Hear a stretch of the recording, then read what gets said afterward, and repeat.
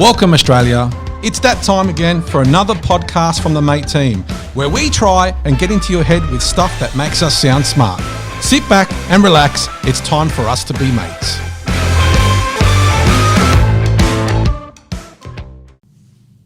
Hi Australia, welcome to another Let's Be Mates podcast from the team at Mate. In this week's episode, we're talking to a local Aussie small business that produces beautiful visuals and engaging stories for some of Australia's largest brands. Content is a crucial tool in the marketer's toolkit, and at Mate, we're always looking for content that puts a smile on our customer's face, brightens up their day, or gives them knowledge that empowers them. Today we're speaking with Zak and Pat, the co-founders of Chisel Productions. They describe themselves as an evolving, creative production company that believes in being bold, daring and honest. Built by three mates with a dream of doing things better, we can really resonate with their story of making that dream a reality. Pat, Zak, welcome to the Let's Be Mates podcast. Thanks for having us. Appreciate it. Yeah, cheers, guys. Thank you. So, guys, do you want to just give us a quick intro of who each of you are, what your role is at Chisel, and sort of what your background before starting the business as well? Yeah, cool. I'm Pat. I'm executive producer, one of the partners at Chisel, along with Zak and Steve. And my background was in post-production. I had a little post-production company which ended up merging with these other two guys when we set up. I met Pat on a job. We were Pat was running a production for another client, we just hit it off. And I think over a few coffees and a few beers in that first month or so after we met, we kind of decided that there was a little gap in the market, and I had some skills that complemented Pat's, and Steve, our other partner, had some skills that complemented ours as well. And we kind of decided that it would be a good idea for the kind of brands we were working with at the time and some of our existing clients if we all kind of jumped into a room together and started Chisel, just to be able to kind of service them in different ways and kind of be able to fill a few little gaps that they had in their wheelhouse, and also just to have a bit of fun as well. At the time I was working as a freelancer, so I was kind of alienated on my own, and there's only so much you can do as one person. You need to like kind of build a team and build an army of amazing people to kind of do really cool stuff. And that's kind of, the inspiration for me to start Chisel with these guys. It's a good thing that you bring up, right? I mean, you met Pat, Zak and Pat met as strangers, in a different situation. And, I resemble a lot of that to Dom and I when we've worked together for 10 years, and we met as strangers at a job, and we built respect in a work environment. And, from that we became friends, and obviously well respected in the business world as well. But I mean, we always say that you got to partner with people to grow a business effectively. And I mean, and we always say that we need to have complete trust with the people that we work with. Now, tell us about your journey as in to get to the point where you decided to work together, right? I mean, you didn't know each other from a bar or so, but what are the things that you thought about? And we get a lot of questions from our listeners about how they start businesses. Like, I know my part, I need to find somebody that knows their part, and how do you come together? And so you guys not having history as such, what are some of the things that you thought about when you decided to partner together? I think I'll go first if you don't mind, Patty. I think for me it was like, I found it easier to try and talk business and start a business with someone who wasn't my best friend yet. Yeah. If that makes sense. Because by now, we spent every day together for the last 2 years. We're pretty much inseparable. But I think at the time we were so focused on what the kind of role of our like independent roles were and what the clients wanted and all that kind of stuff at the very start, that it made it really easy to start a business. And one of the things that made me like just gravitate towards wanting to do it with Pat was that I tell you what, if you ever need a pep talk, he's the man. Because I think the conversation started with, maybe we should have a crack at this. And he was like, yep, let's go, bang, giddy up. Like, it was just the quickest thing of all time. It was a conversation, and then a month later it was an ABN, an ACN, a trademark. We just spent thousands of dollars on an office and tens of thousands of dollars on fitting it out and all this kind of stuff, and hiring people. And it was just like a really kind of quick thing. I just feel like, we're obviously really good friends now, but for me anyway, I really respected Pat's professionalism, his creativity, and all those kinds of things he brought on set and to a job, and the way he dealt with clients and at the time, the kinds of people we were working with and all that kind of thing. So it seemed like a no-brainer to me, but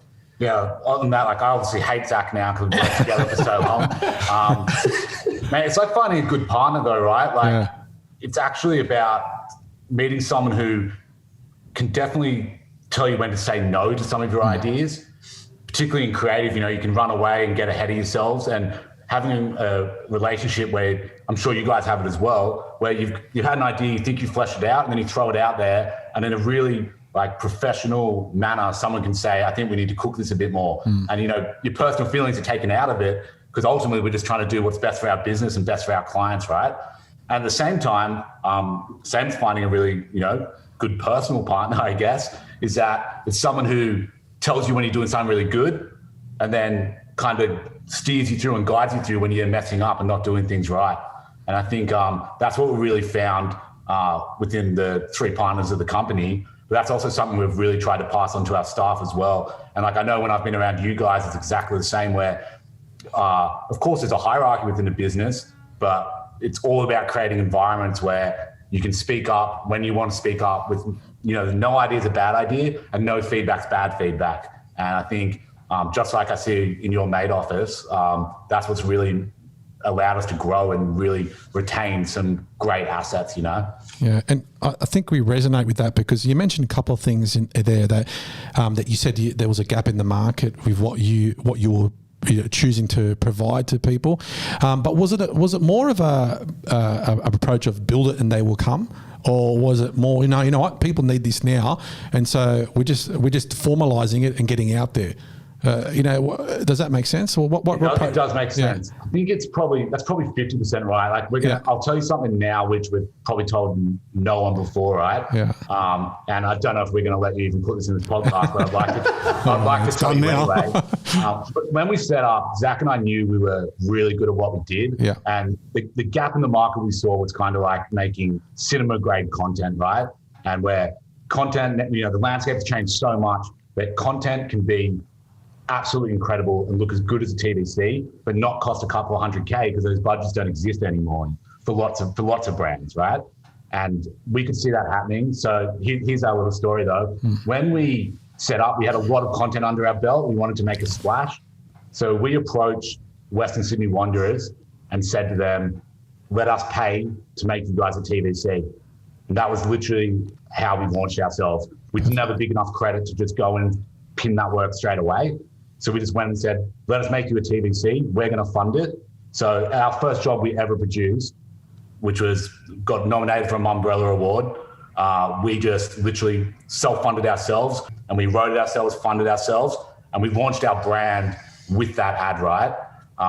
We did a lot of PR around it, and a lot of the PR and the way we approached making that, it was more than just a TVC in the end. It was like 6 or 7 stories of different players, members, fans, juniors, all that kind of thing at the footy club. And it was during a time when they weren't doing so well on the pitch. You know, there was in the process of, you know, moving stadiums, and they didn't really have that kind of that oomph that they had like the couple of years previous, I suppose, and that kind of like infectious kind of attitude towards the club wasn't there from their existing members. They were kind of disengaged. But at the same time, as you know, you guys are footy fans and stuff, like even for me, like I'm an Adelaide Crows man, and they've lost 9 games on the trot, and I still am obsessed with them, even though I hate their guts at the moment. So it's that thing of reigniting that passion in a positive way. And we just kind of thought, you know, if we go in and say to them, hey guys, like rather than just doing what what you're traditionally doing over the last few years, which is cutting some highlights reels together of the, you know, championship, you know, the, you know, Asian Champions Cup being held up, and then buy memberships now for the next season kind of thing, we could just tell some stories. And that was one of the things that we really like doing. And it's just kind of tapping into the authenticity of, you know, the club and the brand and the people there and all that kind of thing. And as Pat said, that was kind of the launch of Chisel. It kind of was a combination of those two things, Mark. We thought, you know, in for a penny, in for a pound, risk it for a biscuit. And it's the kind of opportunity we probably wouldn't have got as a new company without the experience under our belt. So we kind of created it for ourselves. Yeah, definitely. To answer your question, it was, you know, build it and they will come. That was kind of that part of it. But of course, we had previous companies before. So we did bring a couple of clients across, which we knew, would be fundamental in early business. You know how hard cash flow is 100%. and your growth stage, and you've got your business plans and your projections. So of course we did have enough capital from those existing clients to make sure that we could start hiring right. So, guys, you mentioned a bit about that the money or the big clients paying hundreds of thousands is maybe not as prevalent as it was a couple of years ago. So, tell us a bit more about how you compete with big agencies and big production companies, because obviously you guys are a boutique offering. So, yeah, tell us a bit more about how you sort of compete with the bigger. For sure, I might start that off with it's a hard one because we don't really view ourselves that we do compete with big agencies or big production companies, because so often we partner with them, right? Yeah. And I think that's part of how the landscape changed as well, where we are boutique, but we work with a load of agencies still who run the creative and we do the execution. What we're called now is a creative production company, which means, that's the actual term for it now, which is that we also do direct to client and act as kind of an agency in terms of we offer creative. We might specialize in video, but we offer a whole realm of strategy around digital marketing as well, right?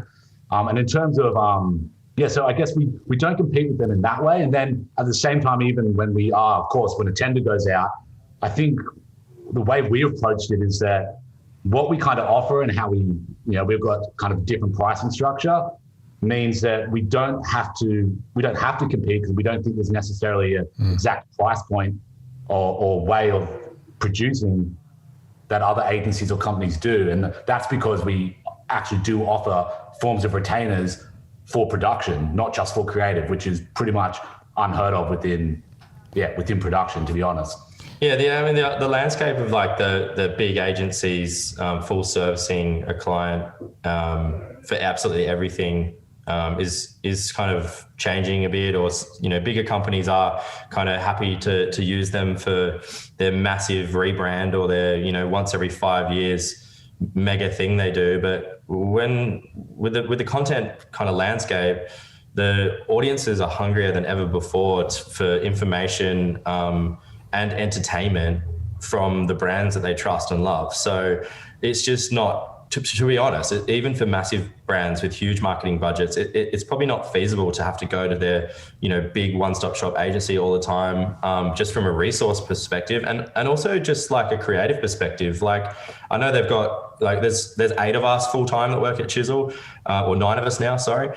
And I know they've probably got teams of 50 on some accounts. However, if you're getting bombarded by one brand for 10 briefs for 10 different content things constantly, like you're going to eventually just have one kind of opinion, I suppose, and one kind of creative kind of outlook on it. So I think by mixing it up and trying, smaller agencies and trying, different things is probably something that big brands have wanted to do for that reason too.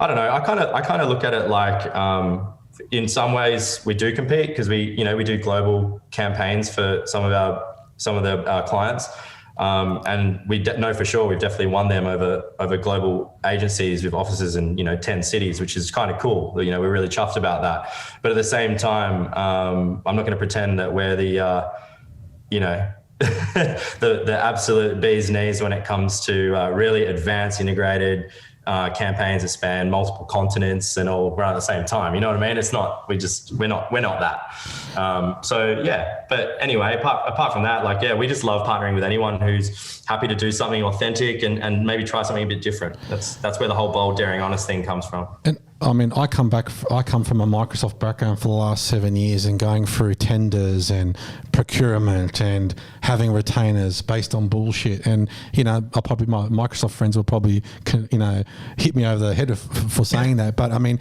there was no feeling in regards to the people that we work with, right? It was more about a transaction versus a result. And I think there's a lot of valid reasons for that, because people are so far away from what the end goal needs to be. Plus, so many people own so many different parts of it, right? In my role, I was in retail sort of marketing, consumer marketing, but the headline creative or message, it was done by somebody in America who had their vision, and I had to copy and try and copy that and put that into a market that potentially that message made no sense to what was happening on a global scale and all those different things. And in this business, the one thing we wanted to do was make sure that if we did stuff, it was about feeling and about the people that we were working with were completely connected with our brand and our philosophy and what we were trying to achieve to deliver the right result. And I think the Chisel or Zak and Pat, your approach and the personalization you put around understanding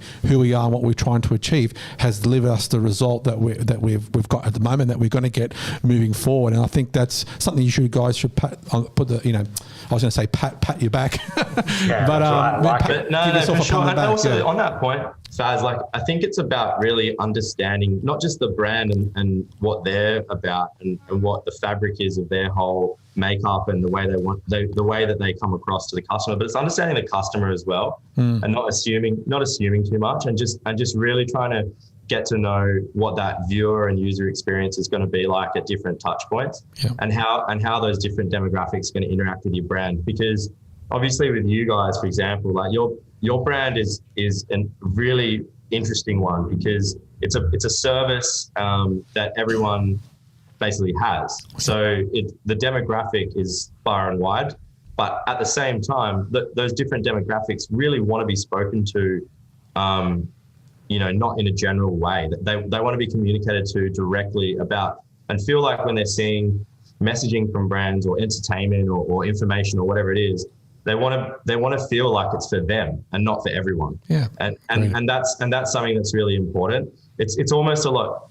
Sometimes I think it's a lot easier selling something really specific because you're only saying one message to one group of people potentially. Definitely. Whereas if you're trying to communicate with a potential customer for a mobile phone plan or service, obviously that's a massive amount of people, all walking different lifestyles, different socioeconomic groups, different interests, different hobbies, and different levels of how and why and what they like to communicate about and what platforms they use. So it's a really complicated kind of world out there with digital communication. And I think, like for us anyway, if your brand's willing to be authentic, but at the same time speak the language of your consumer or your user, you're going to have way more success. I think we asked you guys in one of our first chats we were having, I said, who's your target audience? Can you tell us a bit about it? And you gave me something like 18-year-olds to 70-year-olds, boys and girls. I remember Zak kind of hit me under the table like, all right, we've got to do a bit of digging here, because everyone uses your product, right? Which is, and what you're talking about there, Faz, is obviously, we have that problem a lot where we do work for global clients, and it's just the global headquarters making the work. And then they're trying to syndicate these assets to North America, to Europe, to Australia. And your point there is so valid, where if the assets aren't localized and the messaging isn't localized, they might have the best result in Europe where everyone buys a product. Then in Australia, no one gets the content being made, and they get no click-through or no sell-through because the message is just way off what that part of the world understands, right? Or totally diluted and generalized because they're trying to cater for a global audience or something like that. Yeah. But 70%, but 70% of telco, right, is the same shit, right? Like we're selling NBN, we're selling mobile services. There's obviously 30% that we change. We tweak our network, we tweak our offering, we offer better service, all those different things, all right? But the ultimate thing that attracts you first is the brand and how you resonate with consumers. That's why it's so important. That's why content and, what you guys do for us around video and messaging and all these different things need to relate to people, because that's what, ultimately, that's the first choice they make, how they visualize you, and if they see you and like you, then they double click, they go and listen to reviews and all these different things, and we know we've got all these parts sorted. It's the first impressions last, right? And so I think it goes with brand, it goes with everything that we do. I mean, yeah, you guys get that obviously, and that's how I see that we've succeeded in our business, right? I mean, how do we make people attracted to us when all the big guys are out there? Like, I mean, look at Aussie Broadband spent $4 million, over 2 months, and TPG are literally on every billboard and all these different things. When we haven't I think you should spend the same, mate. Oh, I would love to. I mean, these guys will be working for free for a long time, but I mean, the same as me, obviously. But I think like we just can't. The time that we get with the consumer, whether it be in out the money that we spend, has to cut through over our competitors instantly, because we haven't got the dollars to keep telling them again. 100%. Yeah. And I think our approach there is to be authentic overall, but then either inform or give them something to brighten their day or put a smile on their face and share with their mates. And we've tried a whole bunch of different stuff, and we've got some new stuff coming courtesy of you guys. But you've touched on it a lot, but if you had to say what are the key things that a client comes to you and says, what do I need to do with my content? What are those 3 or 2 things that you say, well, you have to be X and Y? To make good content? Yeah, to make it effective. Yeah. I think you pretty much just said it, mate. Like, essentially, authenticity, both to the brand and to the consumer. Like, no consumer. Like, consumers are smart. That's the main thing, right? They'll see through bullshit. They'll see through bullshit. So that's the main thing. And then apart from that, be entertaining and speak to them in their language. Whether or not that's a visual language or radio ads or whatever it is, speak to them in the way and about what they want to hear. Or if you're informing them of new things, speak to them in a way that they want to be talked to. And they're used to being talked to as well, right? Yeah, and just speak their language. That's the main thing. And in terms of like the more kind of granular level, like if you're talking about making a splash on digital content, video content, animation, that kind of thing, like it needs to be good. Exactly. It needs to, people are used to watching entertainment that's better than it's ever been before. Like we're in 2020 and the amount of content that's out there is massive. Mm-hmm. So if we're going to make something that needs to visually engage people, it needs to visually look impressive. That's kind of where we start our business from. As 2 years ago, we were like, we just want to make cinema grade content, really cinema grade production value in a content-based landscape. So if you're watching it on your phone, we still want it to look like it could have been shot in Hollywood, or something that's eye-catching enough. And then that said, even if it isn't that, and it's more like a user-generated content look and feel, like it just needs to be super authentic. It needs to be fun. It needs to, it just needs to engage people, just to cut through the noise. And that's the main thing. And then, the $1 million question is how do we do that? Well, it's just, I have a bit of a rule here at Chisel, and like, once again, you don't always have these luxuries, but if you don't have money, you need time. If you don't have time, you need money. So I'm not saying money fixes all problems last minute, but what I'm saying is, if you don't have a massive budget to go out and market your business, or even if it's a personal thing, like you're selling stuff that you're making on the weekends on Etsy or a new brewery or whatever it is, just put a little bit of time into thinking about the creative, and it'll go a much longer way. The more time in pre-production and creative, usually the better the output. Definitely. And it's like, you've got to call a spade a spade. Advertising, can be a pretty putrid industry sometimes, right? And when you're respecting customers, people don't love being sold to, right? None of us do. So there's a really fine line when you're making content and paid content, which you want to be between the line of like, does this fit the channel? If it's an Instagram story, does it kind of look organic? Does it feel organic? Could this just be one of my friends speaking to me about this product?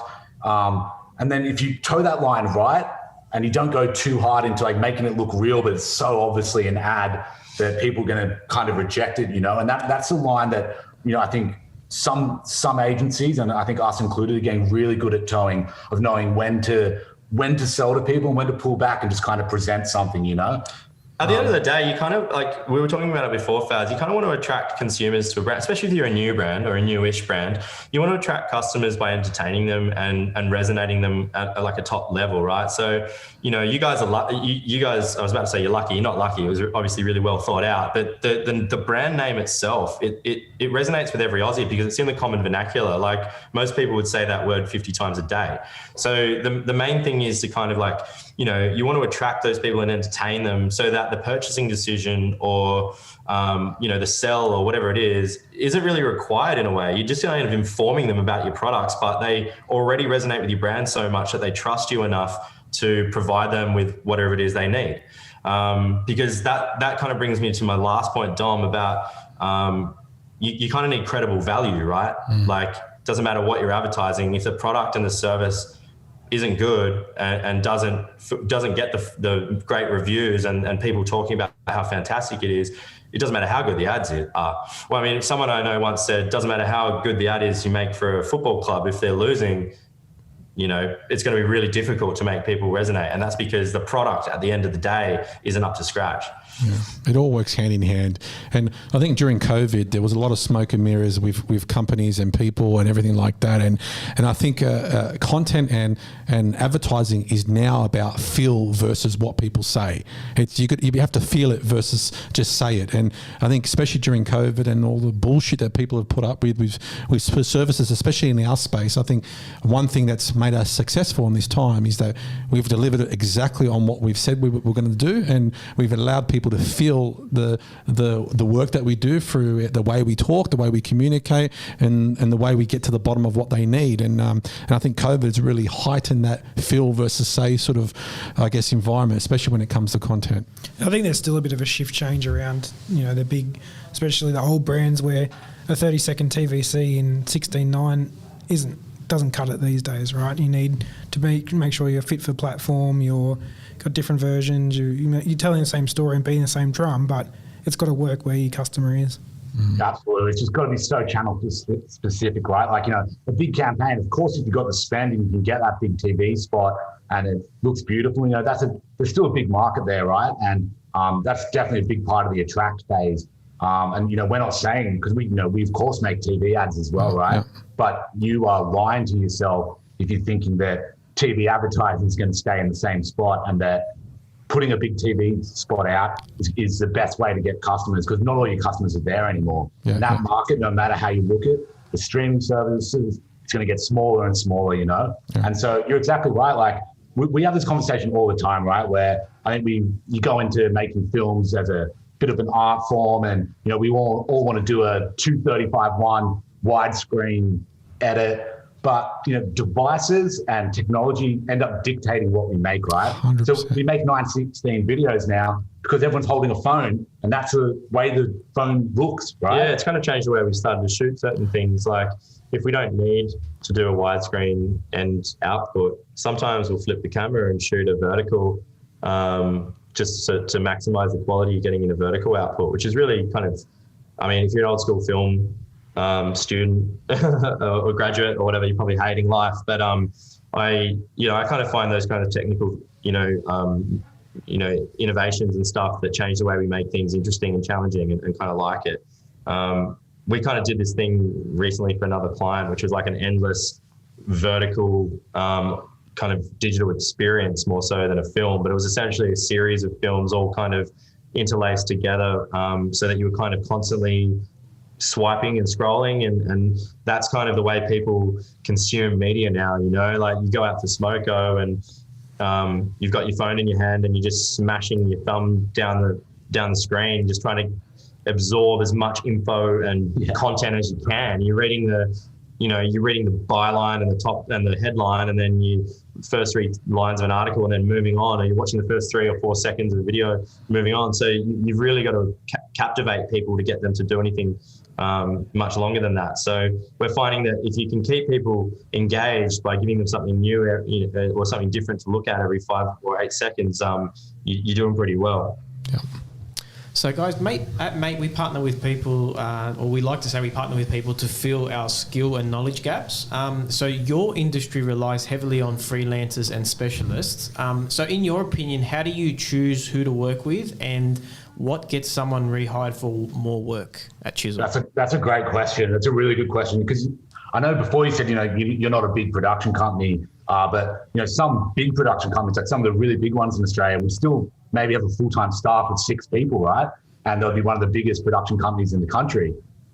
So this is where we always try to separate a little bit as well when we're producing content sometimes, and then producing a little bit above the line or more campaign-focused stuff. So for content, we've definitely built an amazing team here where we actually can have a lot of internal resources, control that, right? And then for bigger productions, we might need a specialist DOP, a director of photography, who shoots underwater because it's for, a surfing job, for example. So I guess a big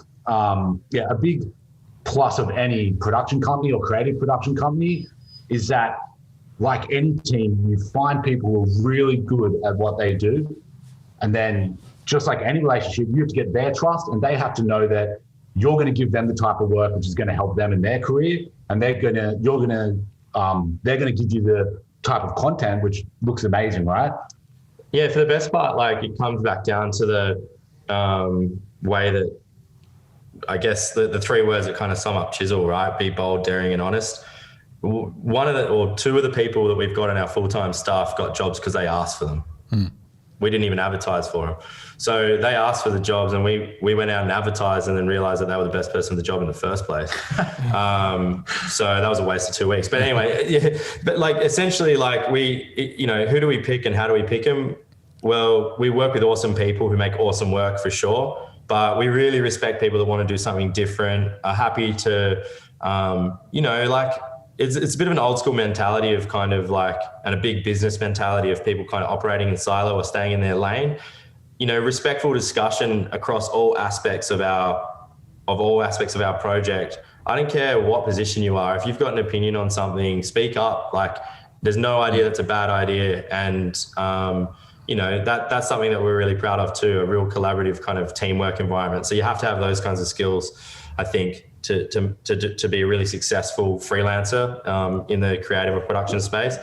But yeah, that's basically it. We work with awesome people. Simple as. So clients have far more metrics than they ever have this day and age, right? To measure performance. How do you measure your work, and how do you know you're doing a good job?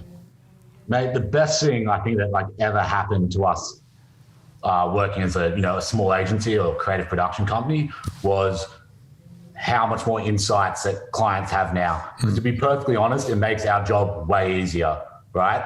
You guys knowing what's performing and what's not performing, and being able to do A/B testing on your paid ads allows us to also get that insight as easily, right? Which is so good. In terms of measuring, like how we measure success, of course we look at the data, we ask our clients for the data, but then, it also comes down to us that is as important. But then a big thing for us as well that we measure is the experience, right? Because if you guys say could get a similar output, maybe made by a different company, maybe for more money. And if your experience with us was horrible, then it's not really worth it either way, right? Yeah. So it's as much as the journey as it is the destination, maybe. Yeah. I don't know, the kinds of projects we work on, they span, sometimes 6 months. So it's about how you get there as much as it is getting there as well. And we try and measure our success based on the processes as well as the output. But yeah, I think like general user experience and viewer experience and customer experience is a really important factor, as much as kind of, it depends on what the goals are. I think setting the goals early on is probably the best thing to do. And then once they're set, like Pat said, you just adapt as you're starting to see the results come in, whether they are, data metrics from click-through or just simple kind of, if it's a TV, like that's one of the other things, with the traditional TVC, it's so hard to measure.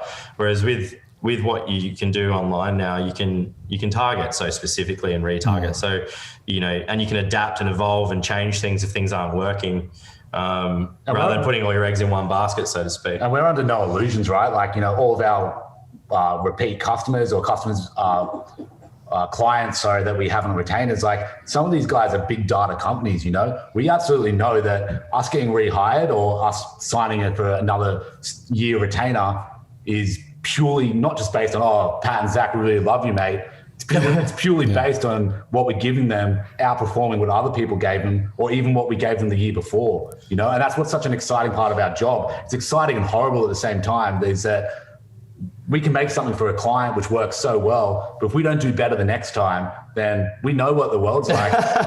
You're only as good as your last job. We absolutely know that. So that's basically how we've been. Yeah, that's how we've had to measure our work. Is it performing as good or better than anything else that's been done? And that's the standard we hold ourselves to. And we know that you guys are going to hold us to that standard as well. So no drama. That's client-based work for sure. And those kinds of discussions are going to be ongoing. But as well as that, we do our own projects and kind of make work that isn't fit or isn't from a client brief and that kind of thing. And the success of that, we kind of measure internally based on, viewer response and I don't know, like some of the work, I think, if we're proud enough of what we've done, that's kind of good enough for me, with some of those passion projects.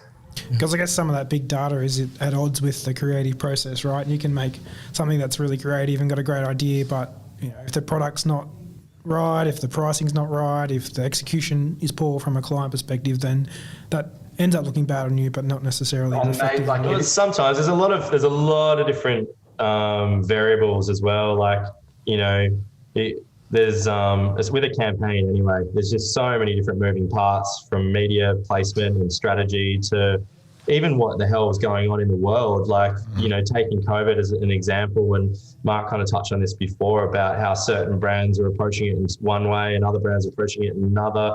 There's probably no right or wrong way until, retrospectively you can say there is, but it's pretty hard when you're trying to fit in with a kind of a consciousness of a large community who are affected by other things around them as well that are kind of outside of your control. So it's about just going back to those crucial things. Like, success will come if you're authentic, can create something that brings value to someone in one way, shape, or form. It'll come. And it's also like, I just want to add there as well, like, of course there's so much data, and this is where like it all of our points kind of turn to bullshit as well, right? And this is where I think everyone in advertising has to be honest about this. You can listen to all the metrics which we think might ruin, like you said, Dom, the clash to the creative vision could be, we've got this long form piece and it's beautiful, and then client comes back to us and says, I want it only to go for 6 seconds, but I want the whole story to be told in that 6 seconds. I want the logo in the first 3 seconds.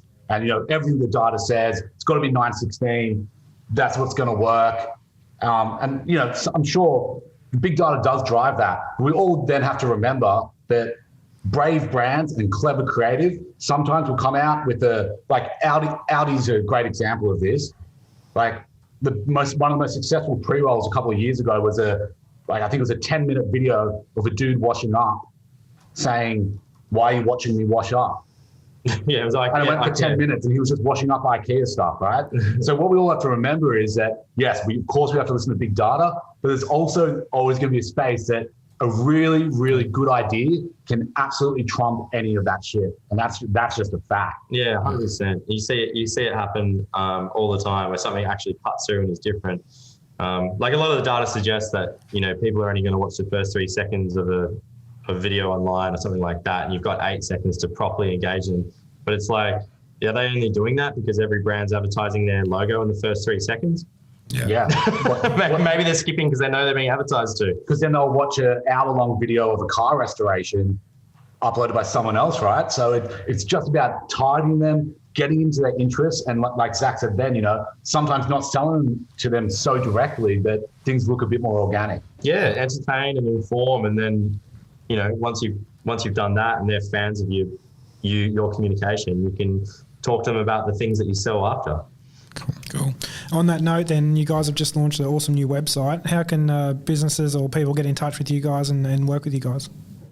Yeah, for sure. That'd be amazing. Thanks for the plug, Dom. I reckon, if you jump on Chisel.Productions, Chisel.TV on Instagram, or even better, send us an email, Zak@Chisel.Productions, or Pat@Chisel.Productions. And, when things open up a bit more and we're not in this kind of pandemic, the best thing to do is to drop in as well and say good day to us and the team. Our office is in Redfern, and you can grab the info off our website. Awesome. We'll put all those details in the show notes so that people can look you up. Well, Zak and Pat, thanks very much for your time. It's very insightful. I think people give the Chisel guys a go. Check them out. We'll put all the details in the show notes as well. But guys, thank you for joining. It's been great. And you know what? We'll have you on after we finish all the content that we're going to launch as well. I think it'll be good. Mate, thanks so much, buddy. And like always, you can only make good stuff if you've got a brave and exciting brand to work with. So it's been absolutely awesome. Yeah, cheers, guys. Thank you. Thank you, guys. Thanks for listening to the Let's Be Mates podcast by the team at Mate. Search for the Let's Be Mates podcast on iTunes, Spotify, YouTube, and at letsbemates.com.au. Hit subscribe to get the latest episode each week. For all your telco needs, choose a provider you can trust like a mate. Visit letsbemates.com.au, Google Mate, or call us on 13 14 13 to sign up today. See you soon, mate.